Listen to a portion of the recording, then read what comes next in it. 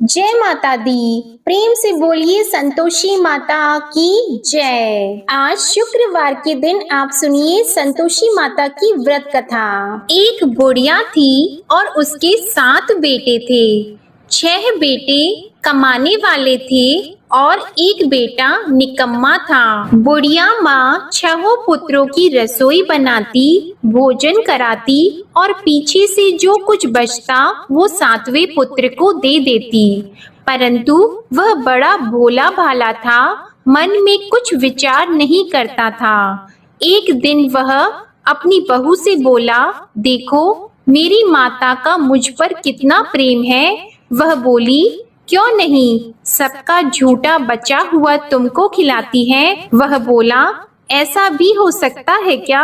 मैं जब तक आंखों से न देखूं मान नहीं सकता। बहू ने हंसकर कहा, देख लोगी तब तो मानोगी।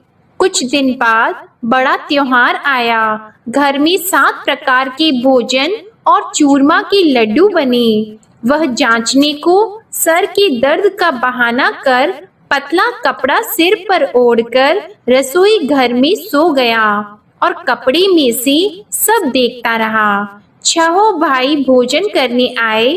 उसने देखा माँ ने उनके लिए सुंदर सुंदर आसन बिछाए, 7 प्रकार की रसोई परोसी। वह आग्रह करके जिमाती रही, वह देखता रहा।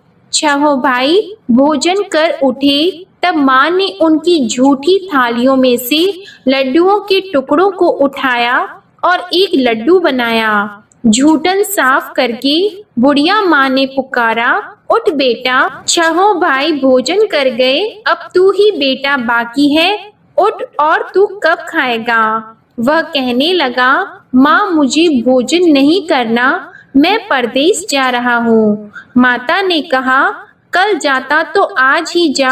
वह बोला, हाँ हाँ आज ही जा रहा हूँ। यह कहकर वह घर से निकल गया। चलते समय उसे बहू की याद आई। वह गौशाला में कंडे थाप रही थी। वह उसे जाकर बोला कि मेरे पास तो कुछ नहीं है, यह अंगूठी है सो ले लो और अपनी कुछ निशानी मुझे दे दो। वह बोली कि मेरे पास क्या है, यह गोबर भरा हाथ है। यह कहकर उसकी पीठ में गोबर के हाथ की थाप मार दी और वह चल दिया। चलते चलते दूर देश में पहुंचा।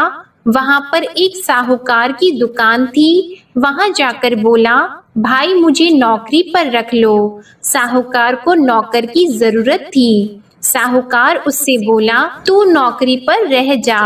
लड़के ने पूछा, तनख्वाह क्या रहेगी? साहूकार ने कहा, काम देखकर दाम मिलेंगे। साहूकार की नौकरी मिल गई। वह सवेरे 6 बजे से रात्रि 12 बजे तक नौकरी करने लगा।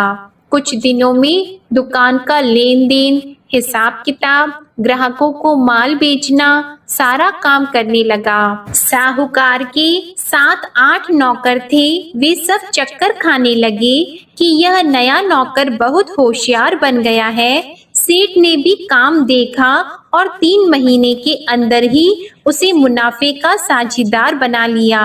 12 वर्ष में वह नामी सेठ बन गया और मालिक सारा कारोबार उस पर छोड़कर बाहर चला गया। अब बहू पर क्या बीती वह सुनो। सास ससुर उसे दुख देने लगे। सारी गृहस्थी का काम करा के उसे लकड़ी लेने जंगल में भेजते। इस बीच घर की रोटियों के आटे से भी जो भूसी निकलती उसकी रोटी बनाकर रख दी जाती और फूटे नारियल की नरेली में पानी। इस तरह दिन बीतते रहे। एक दिन वह लकड़ी लेने जा रही थी कि रास्ते में बहुत सी स्त्रियां संतोषी माता का व्रत करती दिखाई दी। वहां यह खड़ी होकर कहने लगी, बहनों, यह तुम किस देवता का व्रत करती हो और इसके करने से क्या फल होता है? इस व्रत के करने की क्या विधि है? यदि तुम अपने इस व्रत का विधान मुझे समझाकर कहोगी तो मैं तुम्हारा बड़ा एहसान मानूंगी। तब उनमें से एक स्त्री बोली, सुनो, यह संतोषी माता का व्रत है। इसके करने से निर्धनता दरिद्रता का नाश होता है, लक्ष्मी आती है, मन की चिंताएं दूर होती हैं, घर में सुख होने से मन को प्रसन्नता और शांति मिलती है। निपुत्री को पुत्र मिलता है, प्रीतम बाहर गया हो तो शीघ्र आता है। कुंवारी कन्या को मनपसंद वर मिलता है। राजद्वार में बहुत दिनों से मुकदमा चलता हो तो वह भी खत्म होता है। कलह क्लेश की निवृत्ति हो, सुख शांति हो, घर में धन जमा हो, पैसा जायदाद का लाभ हो और भी मन में जो कुछ कामना हो वह सब इस संतोषी माता की कृपा से पूरी होती है। स्त्री कहने लगी, 1.25 आने का गुड़ चना लेना, इच्छा हो तो 5.25 आने का लेना या 1.25 रुपए का भी, सहूलियत के अनुसार ही लेना, बिना परेशानी श्रद्धा और प्रेम से जितना भी बन सके सवाया लेना। 5.25 पैसे से 5.25 आने तथा इससे भी ज्यादा शक्ति और भक्ति के अनुसार ले लेना। हर शुक्रवार को निराहार रहकर कथा कहना और सुनना। इसके बीच क्रम टूटे नहीं, लगातार नियम पालन करते रहना। सुनने वाला कोई न मिले तो घी का दीपक जलाकर उसके आगे जल के पात्र को रखकर कथा कहना, परंतु नियम न टूटे। जब तक कार्य सिद्ध न हो नियम पालन करना और कार्य सिद्ध हो जाने पर व्रत का उद्यापन करना। 3 मास में माता फल पूरा करती है। यदि किसी के खोटे ग्रह हो तो भी माता 1 वर्ष में अवश्य कार्य सिद्ध करती हैं। कार्य सिद्ध होने पर ही उद्यापन करना चाहिए, बीच में नहीं करना चाहिए। उद्यापन में 2.5 सेर आटे का खाजा तथा इसी अनुसार से खीर तथा चने का साग बनाना। 8 लड़कों को भोजन कराना। जहाँ तक मिले देवर, जेठ, भाई, बंधु, कुटुंब के लड़के लेना। न मिले तो रिश्तेदारों और पड़ोसियों के लड़के बुलाना। उन्हें भोजन कराकर यथाशक्ति दक्षिणा देना और माता का नियम पूरा करना। उस दिन घर में कोई खटाई नहीं बनाना। यह सब सुनकर बुढ़िया की बहू वहां से चल दी। रास्ते में लकड़ी के बोझ को बेच दिया और उन पैसों से गुड़ चना लेकर माता के व्रत की तैयारी करने लगी। आगे चली और सामने मंदिर है। यह सुनकर माता के मंदिर में जाकर माता के चरणों में लौटने लगी। इसके बाद वह माँ से विनती करने लगी कि हे माँ, मैं निपट मूर्ख हूँ, व्रत के नियम कुछ नहीं जानती हूँ, मैं बहुत दुखी हूँ। हे माता जग जननी, मेरा दुख दूर करो, मैं आपकी शरण में हूँ। माता को दया आई। एक शुक्रवार बीता कि दूसरे शुक्रवार को ही इसके पति का पत्र आया और तीसरे को उसका भेजा हुआ पैसा भी आ पहुंचा। यह देखकर जेठानी मुंह सिकोड़ने लगी। इतने दिनों में इतना पैसा आया, इसमें क्या बढ़ाव है। लड़के ताने देने लगे कि काकी के पास अब पत्र आने लगे, रुपए आने लगा, अब तो काकी की खातिर बढ़ जाएगी, अब तो काकी बुलाने से भी नहीं बोलेगी। बेचारी सरलता से यह कहती है कि भैया पत्र आएगा, रुपए आएंगे तो हम सबके लिए अच्छा है। ऐसा कहकर आंखों में आंसू भरकर संतोषी माता के मंदिर में आकर मातेश्वरी के चरणों में गिरकर रोने लगी। माँ, मैंने तुमसे पैसा नहीं मांगा, मुझे पैसे से क्या काम है, मुझे तो अपनी सुहाग से काम है, मैं तो अपने स्वामी की दर्शन और सेवा मांगती हूँ।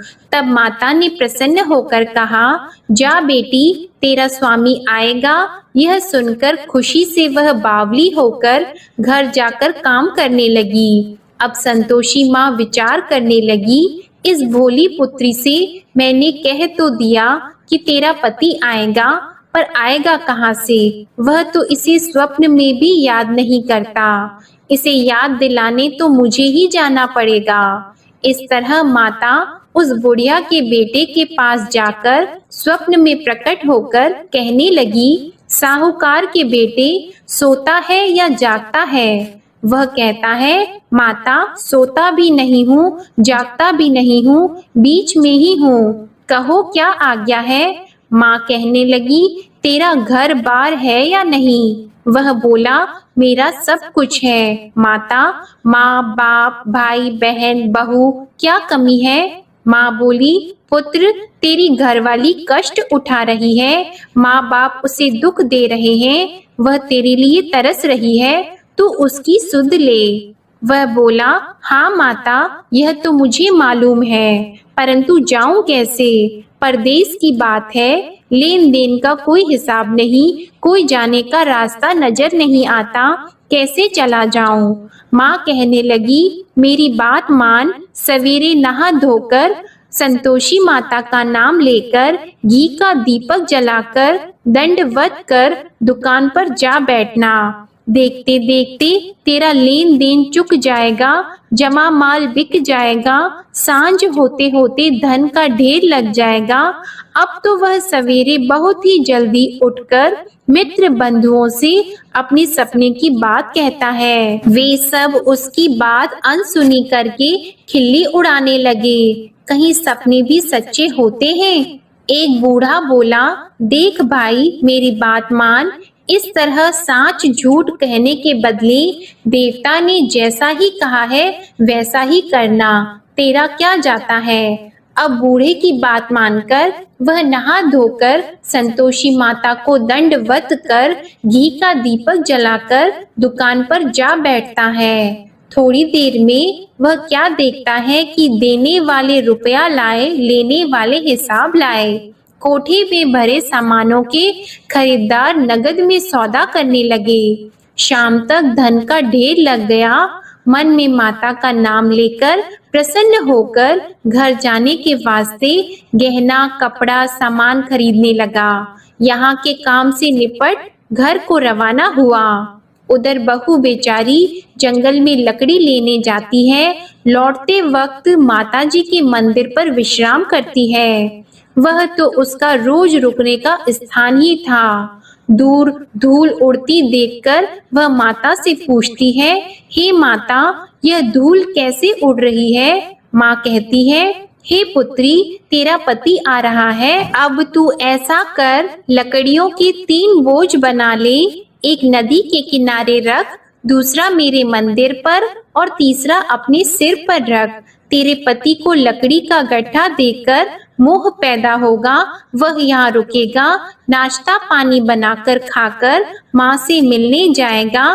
तू लकड़ी का बोझ उठाकर जाना और बीच चौक में गड्ढा लाकर 3 आवाजें जोर से लगाना। लो सासू जी, लकड़ियों का गड्ढा लाई हूँ, भूसी की रोटी दो, नारियल के खोपड़े में पानी दो, आज कौन मेहमान आया है। माँ की यह बात सुनकर वह बहुत अच्छा माताजी कहकर प्रसन्न मन होकर लकड़ियों के 3 गट्ठे ले आई। एक नदी के तट पर एक माता के मंदिर पर रखा। इतने में ही वह मुसाफिर आ पहुंचा। सूखी लकड़ी देखकर उसकी इच्छा हुई कि अब यहीं निवास करें और भोजन बनाकर खा पीकर गांव जाएं। इस प्रकार भोजन बनाकर विश्राम लेकर गांव को गया। उसी समय बहू सिर पर लकड़ी का गट्ठा लिए आती है। उसे आंगन में डालकर जोर से 3 आवाज देती है, लो सासू जी, लकड़ी का गट्ठा लो, भूसी की रोटी दो, नारियल के खोपड़े में पानी दो, आज कौन आया है। यह सुनकर उनकी सास अपने दिए हुए कष्टों को भुलाने हेतु कहती है, बहू ऐसा क्यों कहती हो, तेरा मालिक ही तो आया है, बैठ, मीठा भात खाकर कपड़े गहने पहन। इतने में आवाज सुनकर उसका स्वामी बाहर आता है और अंगूठी देखकर व्याकुल हो जाता है। माँ से पूछता है, माँ यह कौन है। माँ कहती है, बेटा ये तेरी बहू है, आज 12 वर्ष हो गए जब से गया है, तब से सारे गांव में जानवर की तरह भटकती फिरती है, काम काज घर का कुछ करती नहीं, 4 समय आकर खा जाती है। अब तुझे देखकर भूसी की रोटी और नारियल के खोपड़े में पानी मांगती है। वह लज्जित होकर बोला, ठीक है माँ, मैंने इसे भी देखा और तुम्हें भी, अब मुझे दूसरे घर की चाबी दो तो मैं उसमें रहूंगा। ठीक है बेटा, जैसी तेरी मर्जी। यह कहकर माँ ने चाबी का गुच्छा उसे दे दिया। उसने लेकर दूसरे कमरे को खोलकर सारा सामान जमाया और एक दिन में ही वहां राजा के महल जैसा ठाट बाट बन गया। अब क्या था, वह सुख भोगने लगी। इतने में अगला शुक्रवार आया। उसने अपने पति से कहा, मुझे माता का उद्यापन करना है। उसका पति बोला, बहुत अच्छा, कर लो, अपनी खुशी से यह भी कर लो। तुरंत ही वह उद्यापन की तैयारी करने लगी। जेठ के लड़के को भोजन के लिए कहने लगी। उसने मंजूर किया, परंतु पीछे जेठानी अपने बच्चों को सिखाती है, देखो भोजन के समय सब लोग खटाई मांगना, जिससे इसका उद्यापन पूरा न हो। लड़के खाना खाने आए, खीर पेट भरकर खाई, परंतु बात याद आते ही कहने लगे, हमें कुछ खटाई खाने को दो, खीर खाना हमें भाता नहीं, यह देखकर अरुचि होती है। बहू कहने लगी, खटाई किसी को नहीं दी जाएगी, यह तो संतोषी माता का प्रसाद है। लड़के उठकर खड़े हुए और बोले, पैसे लाओ। बोली बहू कुछ जानती नहीं थी, सो उन्हें पैसे दे दिए। लड़के उसी समय उठकर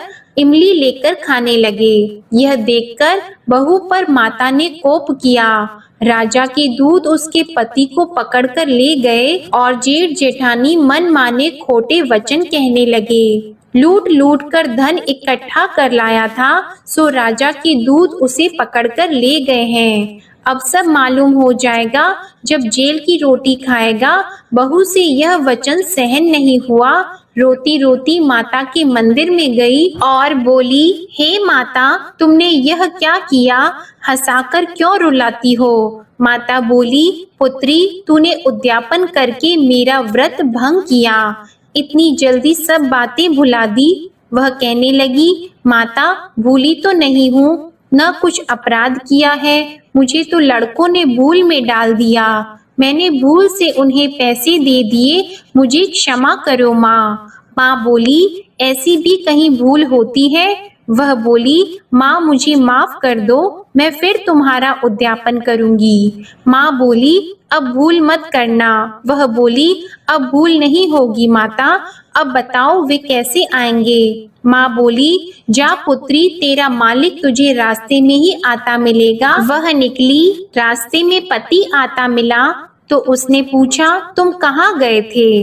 वह कहने लगा, इतना धन जो कमाया है उसका टैक्स राजा ने मांगा था, वह भरने गया था। वह प्रसन्न होकर बोली, अच्छा हुआ, अब घर चलो।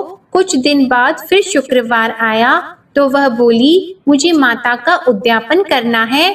पति ने कहा, कर लो। वह फिर जेठ के लड़कों से भोजन को कहने लगी तो जेठानी ने एक दो बातें सुनाई और लड़के सिखा दिए कि तुम पहले ही खटाई मांग लेना।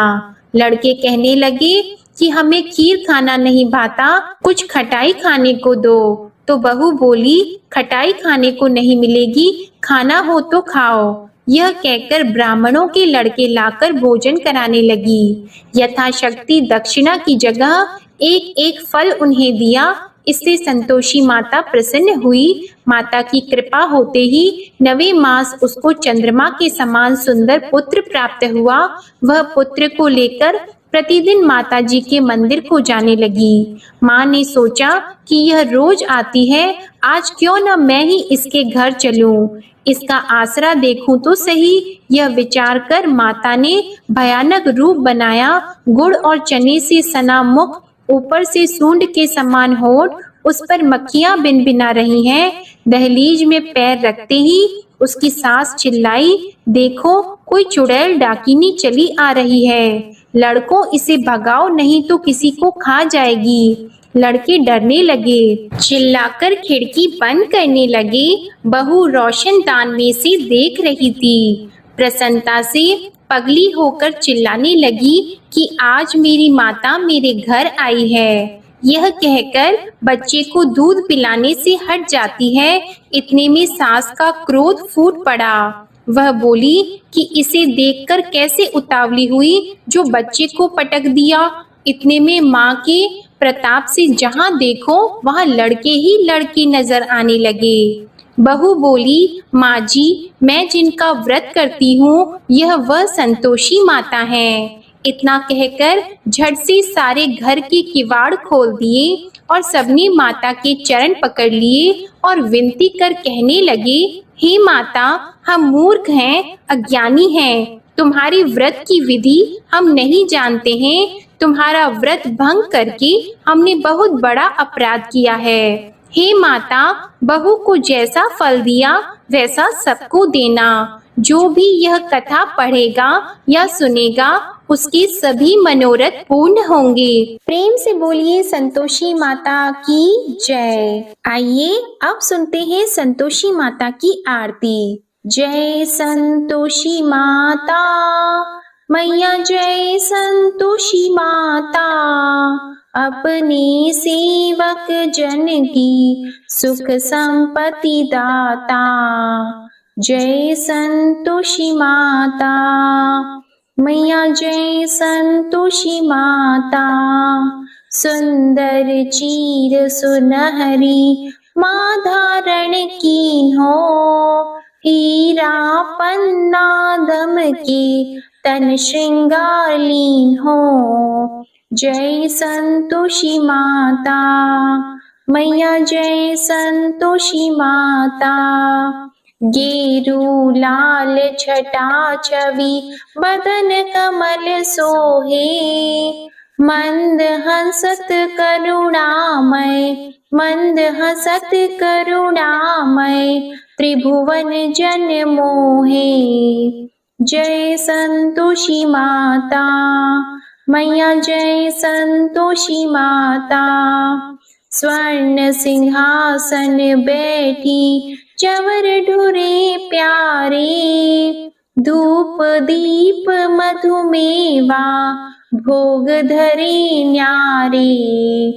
जय संतोषी माता मैया, जय संतोषी माता, गुड़ अरु चना परम प्रिय तामे संतोष कियो, संतोषी कहलाई भक्तन वैभव दियो। जय संतोषी माता मैया, जय संतोषी माता, शुक्रवार प्रिय मानत आज दिवस सोही, भक्त मंडली छाई कथा सुनत मोही। जय संतोषी माता मैया, जय संतोषी माता, मंदिर जगमग ज्योति मंगल ध्वनि छाई, विनय करे हम बालक चरणन सिर नाई। जय संतोषी माता मैया, जय संतोषी माता, भक्ति भावमय पूजा अंगीकृत कीजिए, जो मन बसे हमारी इच्छा फल दीजिए। जय संतोषी माता मैया, जय संतोषी माता, दुखी दरिद्री रोगी संकट मुक्त किए, बहु धन धान्य भरे घर सुख सौभाग्य दिए। जय संतोषी माता मैया, जय संतोषी माता, ध्यान धरियो जिस जन ने मन वांछित फल पायो, पूजा कथा श्रवण कर घर आनंद आयो। जय संतोषी माता मैया, जय संतोषी माता, शरण गहे की लज्जा राखियो जगदम्बे, संकट तू ही निवारे दयामयी अम्बे। जय संतोषी माता। मैया जय संतोषी माता। संतोषी माँ की आरती जो कोई नर गावे, रिद्धि सिद्धि सुख संपत्ति जी भर कर पावे। जय संतोषी माता। मैया जय संतोषी माता। जय संतोषी माता। प्रेम से बोलिए संतोषी माता की जय। आपको आज की कथा पसंद आए तो वीडियो को लाइक करके चैनल को जरूर सब्सक्राइब करिएगा और कमेंट में संतोषी माता की जय भी जरूर लिखिएगा। इसी के साथ आप हमारे चैनल पर नवरात्रि के दूसरे दिन की कथा और दुर्गा सप्तशती का पाठ भी जरूर सुनिएगा और हमारे दूसरे चैनल वामिका साधना पर आप देवी भागवत पुराण की कथाएं भी जरूर सुनिएगा। जय माता दी।